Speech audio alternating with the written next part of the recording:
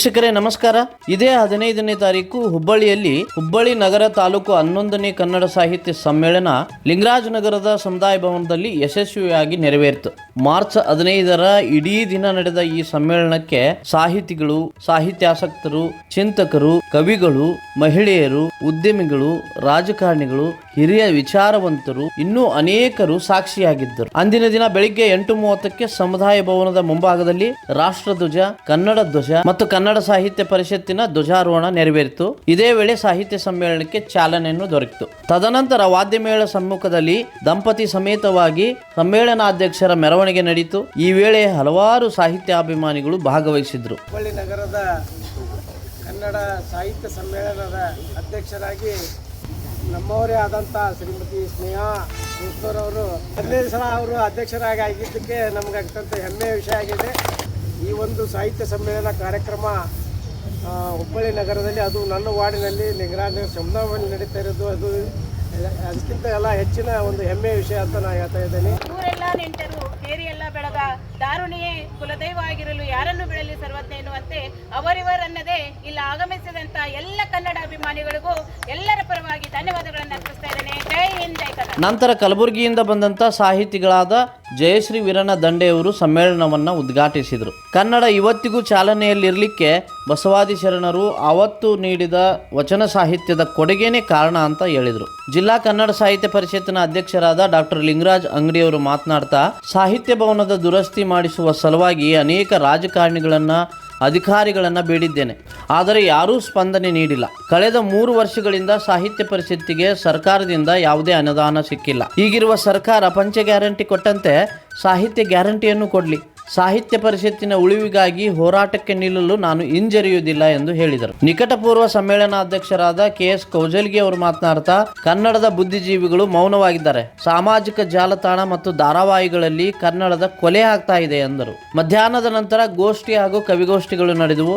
ಗೋಷ್ಠಿಯಲ್ಲಿ ಡಾಕ್ಟರ್ ನಳಿನಿ ಬೆಂಗೇರಿಯವರು ಸಾಹಿತ್ಯ ಮತ್ತು ಸಾಮಾಜಿಕ ಪರಿವರ್ತನೆಯ ಬಗ್ಗೆ ಮಾತನಾಡಿದರು. ಕವನ, ಕಥೆ, ಕಾದಂಬರಿ, ನಾಟಕ, ಕವನ ಮೊದಲಾದವುಗಳ ಒಂದು ಸಮೂಹ ಅಂತ ಹೇಳ್ತೇವೆ. ಆದರೆ ಅದು ಒಂದು ಕೇವಲ ಬರವಣಿಗೆ ಮಾತ್ರ ಅಲ್ಲ ಅಂಥೇಳಿ. ಯಾಕೆ ಅಂದರೆ ಬರೆಯುವಾಗ ಬರಹಗಾರನ ಅಥವಾ ಕವಿಯ ಅಭಿವ್ಯಕ್ತಿ ಆಗುತ್ತೆ. ಅವನ ಭಾವನೆಗಳು, ಅವನ ಆಸೆಗಳು, ಅವನ ಒಂದು ನೋವುಗಳು, ಅವನ ಮನಸ್ಸಿನಲ್ಲಿರುವಂತಹ ಭಾವನೆಗಳನ್ನು ಅಭಿವ್ಯಕ್ತಿಯಾಗುತ್ತೆ. ಹಾಗಾಗಿ ಸಾಮಾನ್ಯವಾಗಿ ಸಾಹಿತ್ಯ ಅನ್ನೋದು, ಬರವಣಿಗೆ ಅನ್ನೋದು ಮನುಷ್ಯನ ಹೃದಯವನ್ನು ಸ್ಪರ್ಶಿಸಿ, ಮನಸ್ಸನ್ನು ಸ್ಪರ್ಶಿಸಿ, ಅವನ ಆಲೋಚನೆಗಳನ್ನು ಬದಲಾಯಿಸುವಂಥ ಶಕ್ತಿಯನ್ನು ಹೊಂದಿದೆ. ಪೊಲೀಸ್ ಅಧಿಕಾರಿಗಳಾದ ಜ್ಯೋತಿರ್ಲಿಂಗ್ ಹೊನಕಟ್ಟಿಯವರು ಜನಪದ ಸಂಸ್ಕೃತಿಯ ಬಗ್ಗೆ ಮಾತನಾಡಿದರು. ಹುಬ್ಬಳ್ಳಿಯವ ವಾರದಾಗ 3 ಸರ್ತಿ ಬಂದು ಹೋದಾವ, ವಾರದಾಗ 3 ಸರ್ತಿ ಬಂದು ಹೋದಾವ, ಭಾರಿ ಜರದ ವಾರಿ ರುಂಬಾಲ ಸುತ್ತಿಕೊಂಡಾವ, ತುಂಬ ಮುಯಿಸಿ ತೀಡ್ಕೊಂತ ಒಬ್ಬ ಹಾರಸಾವ, ಇರು ಅಂದರ ಬರ್ತೀನಂತ ಎದ್ದು ಹೊರಡಾವ, ಮಾರಿ ಕೆಳಗ ಮಾಡೇನಂದರ ಇದ್ದು ಬಿಡಾವ, ಇನ್ನು ಯಾಕೆ ಬರ್ಲಿಲ್ಲವ್ವ ಹುಬ್ಬಳ್ಳಿಯವ. ಮನಿಗೆ ಏನು ಮಾಡಬೇಕು? POP ಬಣ್ಣ ಹಚ್ಚಬೇಕು, ಡಿಸೈನಿಂಗ್ ಮಾಡಬೇಕು, ಎಲ್ಲ ಮಾಡಬೇಕು. ಅದನ್ನು ವರ್ಣನೆ ಮಾಡಿ ಸಾಹಿತ್ಯಕ್ಕೆ ಬಣ್ಣ ಕೊಟ್ಟಿದ್ದು ಯಾವುದಪ್ಪ ಅಂದ್ರೆ ಜನಪದ ಸಾಹಿತ್ಯ ಅಂತೇಳಿ ನಾವು ಎದಿ ತಟ್ಟಿ ಹೇಳ್ಬೋದು. ಆತ್ಮೀಯರೇ, ತಾಯವ್ ಕಟ್ಟಿದ ಬುತ್ತಿ ನಾ ಎಲ್ಲಿ ಬಿಚ್ಚಲಿ, ತಾಯವ್ ಕಟ್ಟಿದ ಬುತ್ತಿ ನಾ ಎಲ್ಲಿ ಬಿಚ್ಚಲಿ, ಭೀಮಾರತಿ ಎಂಬ ಹೊಳೆಯಾಗ, ಭೀಮಾರತಿ ಎಂಬ ಹೊಳೆಯಾಗ ಬಿಚ್ಚಿದರ ಮಾದಾಲಿ ಉಂಡ್ಯಾಗ ಮಲಿ ಹಾಲ ಅಂತ. ತಾಯಿ ಮಮತೆಯನ್ನು ಹೇಳ್ತಕ್ಕಂಥ ಸಂಸ್ಕಾರ ಎಲ್ಲಿತ್ತಂದ್ರೆ ಜನಪದದಲ್ಲಿತ್ತು. ಹೆಣ್ಣು ಮಕ್ಕಳಿಗೆ ಸಂಸ್ಕಾರ ಕೊಡ್ತಕ್ಕಂಥ ಜಿಮ್ಮೆದಾರಿ, ಜವಾಬ್ದಾರಿ ಯಾರಿಗಿರ್ತದೆ ಅಂದ್ರೆ ತಾಯಿ ಇರ್ತದೆ. ಇನ್ನೇನು ನೋಡುವ, ನಾ ಹುಟ್ಟಿ ಬಂದೇನಿ, ಹುಟ್ಟಿ ಬೆಳೆದು ಬಂದು ನಿಮ್ಮ ಮನೆಗೆ ಬಂದು ಉದ್ಧಾರ ಮಾಡಿ ನಿಮಗೆಲ್ಲ ಮಕ್ಕಳು ಹಡಿದೀನಿ, ಒಳ್ಳೆ ಸಂಸ್ಕಾರ ಕೊಟ್ಟೀನಿ, ನೀನು ಕೂಡ ಮುಂದಿನ ಮನೆಗೆ ಹೋಗಿ ಒಳ್ಳೆ ಸಂಸ್ಕಾರವಂತಾಗಿ ನಮ್ಮ ಹೆಸರು ತೊಗೊಂಬರವ ಅಂತೇಳಿ ಹೇಳ್ತಾಳೆ. ತಾಯಿ ಆದವಳ ಮಗಳಿಗೆ ಕೊಡ್ತಕ್ಕಂಥ ಸಂಸ್ಕಾರ. ಮುಂದುವರಿದು ಸರ್ವಾಧ್ಯಕ್ಷರೊಂದಿಗೆ ಸಂವಾದ ಕಾರ್ಯಕ್ರಮದಲ್ಲಿ ಅನೇಕರ ಪ್ರಶ್ನೆಗಳಿಗೆ ಸಮ್ಮೇಳನಾಧ್ಯಕ್ಷರಾದ ಡಾಕ್ಟರ್ ಸ್ನೇಹಾ ಬೂಸ್ನೂರ್ ಅವರು ಉತ್ತರಿಸಿದರು. ತಂತ್ರಜ್ಞಾನದ ಕಾಲದಲ್ಲಿ ಕನ್ನಡ ಕಲಿಸುವ ಸವಾಲುಗಳಿಗೂ ವ್ಯತ್ಯಾಸಗಳು ಮತ್ತು ಪರಿಹಾರಗಳನ್ನು ತಾವು ನನಗೆ ಸಭಿಕರ ಜೊತೆಗೆ ನನಗೂ ಕಲಿಸ್ಕೊಡ್ಬೇಕಂತೇಳಿ ಕೇಳ್ಕೊಳ್ತಾ ಇದ್ದೀನಿ. ಇವತ್ತಿನ ಸಮಕಾಲೀನ ದಿನಮಾನಗಳಲ್ಲಿ ಇದನ್ನು ಎಲ್ಲರೂ ಎದುರಿಸಿರ್ತಕ್ಕಂಥ ಒಂದು ಸವಾಲಾಗಿದೆ. ಕಳೆದ ದಿನಮಾನಗಳಲ್ಲಿ ಒಬ್ಬ ಶಿಕ್ಷಕ ಸಂಪೂರ್ಣವಾಗಿ ಆ ಆ ಆ ಜ್ಞಾನವನ್ನು ಅರಗಿಸಿಕೊಂಡು ಮಕ್ಕಳಿಗೆ ತನ್ನ ಜ್ಞಾನವನ್ನು ಪಾಠಗಳ ಮೂಲಕ, ಪ್ರವಚನದ ಮೂಲಕ ಮತ್ತು ಬೋರ್ಡ್ಗಳನ್ನು ಬಳಸಿಕೊಂಡು ತನ್ನ ಜ್ಞಾನವನ್ನು ಕೊಡ್ತಾ ಇದ್ದರು. ಆದರೆ ಈಗ ಅದು ಹಂಗಾಗ್ತಾ ಇಲ್ಲ. ಇದರಿಂದ ವಿದ್ಯಾರ್ಥಿಗಳಲ್ಲಿ ಜ್ಞಾನದ ಮಟ್ಟ ಪೂರ್ಣವಾಗಿ ಆಗ್ತಾ ಇಲ್ಲ. ಇವತ್ತು ತಂತ್ರಜ್ಞಾನ ಸಂದರ್ಭದಲ್ಲಿ ಬೇಕಾದಷ್ಟು ನಮ್ಮ ಮುಂದೆ ಜಗತ್ತು ತೆರೆದುಕೊಂಡೈತಂದ್ರೂ ಪಾಠ ಮಾಡುವ ಶಿಕ್ಷಕರ ಮೂಲಕ ಯಾವ ಜ್ಞಾನ ಬರ್ತದೋ ಅದು ನಮ್ಮ ಡಿಜಿಟಲೀಕರಣದ ಈ ತಂತ್ರಜ್ಞಾನದಲ್ಲಿ ಬರೋದಕ್ಕಾಗೋದಿಲ್ಲ. ನಾವು ಎಷ್ಟು ತಿಳ್ಕೊಂಡು ಕಟ್ ಆ್ಯಂಡ್ ಪೇಸ್ಟ್ ಎಲ್ಲ ಒಂದಿಷ್ಟು ನೋಡ್ತಾರೆ, ಅದನ್ನು ಓದ್ತಾರೆ, ಅದನ್ನು ಬರೀತಾರೆ, ಮುಂದೆ ಮರುದಿವಸ ಯಾವ ಪೇಪರ್ ಇರೋದು ಅವ್ರು ನೆನಪಿರೋದಿಲ್ಲ. ಇಷ್ಟು ತಾತ್ಪರ್ಯವಾಗಿದೆ ಇವತ್ತು ಶಿಕ್ಷಣ. ಯಾವ ಶಾಲೆಯಲ್ಲಿ ಒಬ್ಬ ಶಿಕ್ಷಕ ತನ್ನ ಮನಸ್ಸಾರೆ ಶಿಕ್ಷಣವನ್ನು ಬೋಧಿಸಿ ಮಕ್ಕಳಿಗೆ ಪಾಠ ಮಾಡ್ತಿದ್ದೋ ಅದನ್ನು ಇವತ್ತೂ ಬರ್ತಿಲ್ಲ. ನಮ್ಮ ಎದೆಯಲ್ಲಿ ಅವು ಅಕ್ಷರ ಮೂಡಿ ಒಚ್ಚತ್ತಿವೆ. ಅಂಥ ಒಂದು ಶಿಕ್ಷಣವೇ ಭಾಳ ಶ್ರೇಷ್ಠವಾದದ್ದು. ಇವತ್ತಿನ ಸವಾಲೇನಿದೆ ಅಂದರೆ ತಂತ್ರಜ್ಞಾನದ ಬಳಕೆ ಎದಕ್ಕೆ ಬಳಸಬೇಕು, ಕಷ್ಟ ಬಳಸಬೇಕು. ಆದರೆ ಪಾಠಕ್ಕೆ ಸ್ಕೂಲಿನ, ಕಾಲೇಜಿನ, ಪ್ರಾಥಮಿಕ ಶಾಲೆಯಲ್ಲಿ ಶಿಕ್ಷಕ ನಿಜವಾಗಿಯೂ ಅವನು ಶಿಸ್ತು, ಕ್ಷಮಾಶೀಲ ಮತ್ತು ಕರ್ತವ್ಯ ಪ್ರಜ್ಞೆಯಿಂದ ತನ್ನ ಸೇವೆಯನ್ನು ಸಂಪೂರ್ಣವಾಗಿ ವಿದ್ಯಾರ್ಥಿಗಳಿಗೆ ಕೊಟ್ಟರೆ ಆ ವಿದ್ಯಾರ್ಥಿ ಮುಂದೆ ಸಮಾಜದಲ್ಲಿ ಒಬ್ಬ ಒಳ್ಳೆಯ ನಾಗರಿಕನಾಗಿ, ಸಂಸ್ಕಾರವಂತ ಯುವಕನಾಗಿ ಅವನು ಬೆಳೀತಾನೆ. ಒಂದು ವೇಳೆ ನಾವು ತಂತ್ರಜ್ಞಾನಕ್ಕೆ ಮಾರು ಹೋದ್ವಿ ಅಂತಂದರೆ ನಮ್ಮ ಮಕ್ಕಳಿಗೆ ನಾವು ಪೂರ್ಣ ಶಿಕ್ಷಣ ಕೊಡೋದಕ್ಕೆ ಸಾಧ್ಯ ಇಲ್ಲ ಅನ್ನೋದನ್ನು ನಾನು ಸ್ಪಷ್ಟಪಡಿಸ್ತೀನಿ. ಸಾಯಂಕಾಲ 7 ಗಂಟೆಯ ನಂತರ ಸಮಾರೋಪ ಸಮಾರಂಭ ನಡೆಯಿತು. ಈ ವೇಳೆ ಸಮ್ಮೇಳನಾಧ್ಯಕ್ಷರ ನುಡಿ, ಅತಿಥಿಗಳ ಭಾಷಣ, ಈ ಸಮ್ಮೇಳನಕ್ಕೆ ಸಹಾಯ ಸಹಕಾರ ನೀಡಿದ ದಾಸೋಹಿಗಳನ್ನು ಸನ್ಮಾನಿಸಿ ಗೌರವಿಸಲಾಯಿತು. ಇನ್ನು ಸಮ್ಮೇಳನದಲ್ಲಿ ಒಟ್ಟು 4 ನಿರ್ಣಯಗಳನ್ನು ತೆಗೆದುಕೊಳ್ಳಲಾಯಿತು. ಆ ನಿರ್ಣಯಗಳು ಹೀಗಿವೆ. ಪ್ರಾಥಮಿಕ ಹಂತದಿಂದ 7ನೇ ತರಗತಿಯವರೆಗೆ ಕನ್ನಡ ಮಾಧ್ಯಮವನ್ನು ಕಡ್ಡಾಯಗೊಳಿಸಬೇಕೆಂದು ಒತ್ತಾಯಿಸುತ್ತದೆ. 2. ಕೇಂದ್ರ ಸರ್ಕಾರ ನಡೆಸುವ ಸ್ಪರ್ಧಾತ್ಮಕ ಪರೀಕ್ಷೆಯಲ್ಲಿ ಕನ್ನಡ ಭಾಷೆಗೆ ಅವಕಾಶ ಇರಲೇಬೇಕೆಂದು ಈ ಮೂಲಕ ಒತ್ತಾಯಿಸುತ್ತೇವೆ.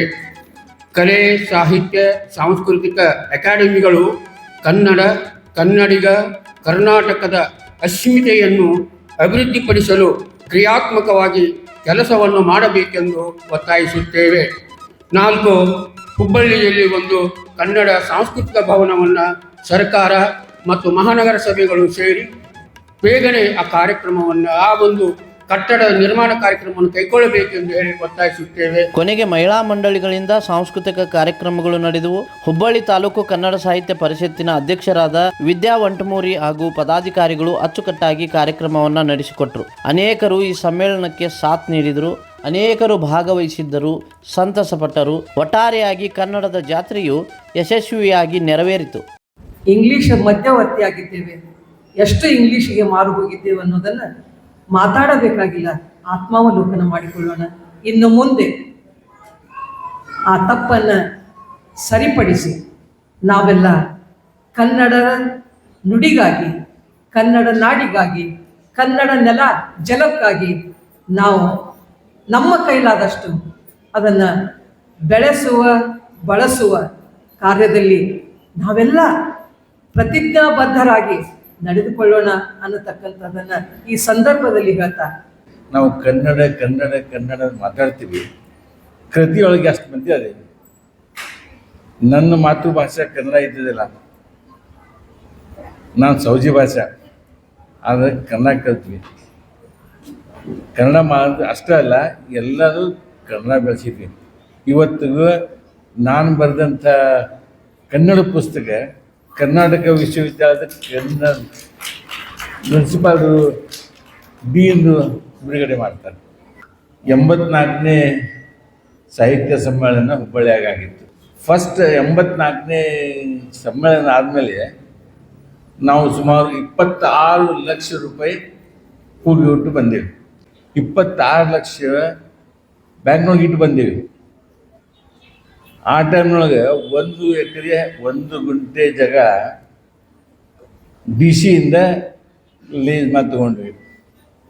ಸುಮಾರು 30 ವರ್ಷ ಕಳೀತಾ ಬಂತು. ಆ ಲೀಸ್ ಪೀರಿಯಡ್ ತೊಗೊಂಡು ಇವತ್ತಿನವರೆಗೂ ಲೀಸ್ ಆಗಿಲ್ಲ. ಲೀಸ್ ಪೀರಿಯಡ್ ಆಡೋಕ್ಕಾಗಿಲ್ಲ. ಇನ್ನು ಅವೇನು ಪ್ರಾಡಕ್ಟ್ ಕತ್ತಾವಿಲ್ಲ. ಏನು ಸಾಹಿತ್ಯ ಭವನದೊಳಗೆ ಏನು ಕೆಲಸ ಮಾಡ್ತೀವಿ, ಅದಕ್ಕೆ ಲೀಸ್ ಪೀರಿಯಡ್ ಮುಗಿಸಿಲ್ಲ. ಲೀಸ್ ಇಲ್ದೇ ಮಾಡಾಕತ್ತೀವಿ. ನಾವು ಕನ್ನಡಾಭಿಮಾನಿಗಳು. ಬೇರೆ ಬೇರೆ ಜಿಲ್ಲೆಗಳಲ್ಲಿ ಸಾಹಿತ್ಯ ಸಮ್ಮೇಳನಗಳು ಕುಂಟುತ್ತಾ ನಡೆಯುವಂಥ ಸಂದರ್ಭದಲ್ಲಿ ಧಾರವಾಡ ಜಿಲ್ಲೆಯಲ್ಲಿ ಅದ್ಧೂರಿಯಾಗಿ ಸಮ್ಮೇಳನ ನಡೆದ್ರೆ ಅದಕ್ಕೆ ಸಮಸಮವಾಗಿ ತಾಲೂಕಾ ಸಾಹಿತ್ಯ ಸಮ್ಮೇಳನವನ್ನು ಮಾಡ್ತಾ ಇರೋದು ನಿಜಕ್ಕೂ ಕೂಡ ಶ್ಲಾಘನೀಯ. ಲಿಂಗರಾಜನಗರ ಸಮುದಾಯ ಭವನದೊಳಗೆ ದೊಡ್ಡ ಸಂಖ್ಯೆಯೊಳಗೆ ಸಾಹಿತಿಗಳು ಮತ್ತು ಸಾಹಿತ್ಯವನ್ನು ಪೋಷಣೆ ಮಾಡುವಂಥವ್ರು ಬಂದದ್ದನ್ನು ನೋಡಿದರೆ ಇಲ್ಲಿರುವಂಥ ಎಲ್ಲ ಪದಾಧಿಕಾರಿಗಳು ಕ್ರಿಯಾಶೀಲತೆಯಿಂದ ಒಟ್ಟು ಈ ಕಾರ್ಯಕ್ರಮದಲ್ಲಿ ತಮ್ಮನ್ನು ತೊಡಗಿಸಿಕೊಂಡು ಯಶಸ್ವಿ ಕಾರ್ಯಕ್ರಮ ಮಾಡ್ತಾ ಇದ್ದಾರೆ ಅಂತ ನನಗನ್ಸುತ್ತೆ. ಇನ್ನೊಂದು ಮಾತು, ಬರಬರುತ್ತಾ ಸಾಹಿತ್ಯ ಕ್ಷೇತ್ರ ಬಡವಾಗ್ತಾ ಇದೆ. ಕಾರಣ ಅಂತಂದರೆ 21ನೇ ಶತಮಾನದ ಈ ಕಡೆ ನವ್ಯ ಸಾಹಿತ್ಯ, ಬಂಡಾಯ ಸಾಹಿತ್ಯ, ತದನಂತರ ಬಂದಂಥ ದಿನಗಳಲ್ಲಿ ಸಾಹಿತ್ಯದ ಯಾವುದೇ ಇರ್ಬೋದು, ಅದು ನಾಟಕ ಇರ್ಬೋದು, ಸಂಗೀತ ಇರ್ಬೋದು, ಅಥವಾ ಪದ್ಯ ಇರ್ಬೋದು, ಗದ್ಯ ಇರ್ಬೋದು, ಅವುಗಳನ್ನು ನೋಡಿದಾಗ ಸಾಹಿತ್ಯ ರಚನೆ ಮಾಡುವವರು ಕಡಿಮೆ ಆಗಿದೆ ಅಂತ ಅನ್ನುವಂಥ ನೋವು ಒಂದು ಕಡೆ ಇದ್ರೆ, ಸಾಹಿತ್ಯ ರಚನೆ ಮಾಡಿದ್ದನ್ನು ನೋಡುವಂಥವರು ಮತ್ತು ಕೇಳುವಂಥವ್ರು ಇಲ್ಲ ಅಂತ ಅನ್ನೋದು ಕೂಡ ಅಷ್ಟೇ ನೋವಿದೆ. ಸಾಹಿತ್ಯ ಕ್ಷೇತ್ರ ಯಾವಾಗ ಬೆಳೆಯುತ್ತೆ ಅಂತಂದ್ರೆ, ಎಂಥ ಸಾಹಿತ್ಯವನ್ನು ರಚನೆ ಮಾಡಿದರೂ ಸಹಿತವಾಗಿ ನೀವು ಚಲೋ ಮಾಡಿರಿ,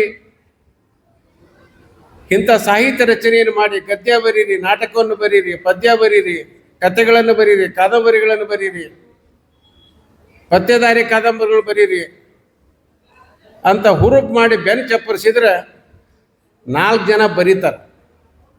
ಅದು ಏನಾಗಿದೆ ಅಂತಂದರೆ, ಬರೆದವರು ಕಾವ್ಯ ವಾಚನವನ್ನು ಮಾಡಿದರೆ ಇವು ಯಾವಾಗ ಮುಗಿಸ್ತಾನೋ ಅಂತನ್ನುವಂಥ ಜನ ಕೂಡ್ಯಾರಿ.